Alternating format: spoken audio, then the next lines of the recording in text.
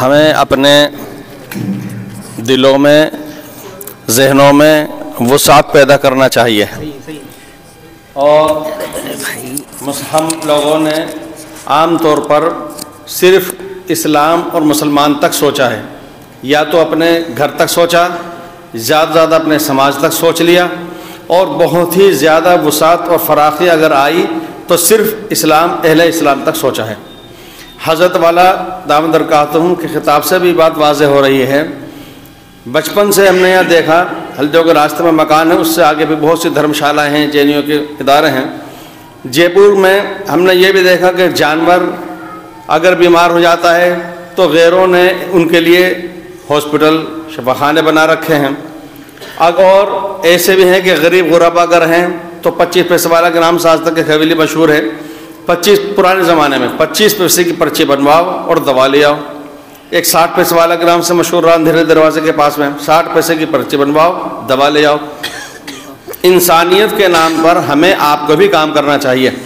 پانی کی سبیل بنائی، سبیل اہل اسلام پہلے لکھوا دیا، تو ہمیں ایسے ضرور کچھ نہ کچھ کام کرنے چاہیے کہ جو انسانیت کے طور پر ہوں، وسعت ہماری ہو۔ ہم میں بعض دفعہ اگر سوچ ہوتی ہے تو یہ ہوتی ہے کہ کسی خاص موقع پہ ہمارے بہت سے بھائی بڑے پیمانے پر کچھ آوبھگت کر لیتے ہیں، کچھ تقسیم کرتے ہیں، پھر ایک اور مسئلے اٹھنے لگتے ہیں کہ صاحب یہ شرک کی تائید تو نہیں ہے، پھر اس کو سیاسی مقاصد کے لیے بعض لوگ استعمال کرنے کی کوشش کرتے ہیں۔ ان تمام چیزوں سے ہٹ کر ہمیں تو اس وجہ سے کہ ہم کافۃ للناس، ہم ایسے نبی کی امت میں ہیں جو رحمت للعالمین ہیں، تو ہمیں انسانیت کے طور پر بھی اس طرح کے کام ضرور کچھ نہ کچھ کرنے چاہیے کہ جس سے فائدہ انشاءاللہ مسلمانوں کو بھی ہوگا، انسانیت کو بھی ہوگا۔ حضرت والا دامت برکاتہم نے جو باتیں فرمائی ہیں یہ کوئی نئی باتیں نہیں ہیں،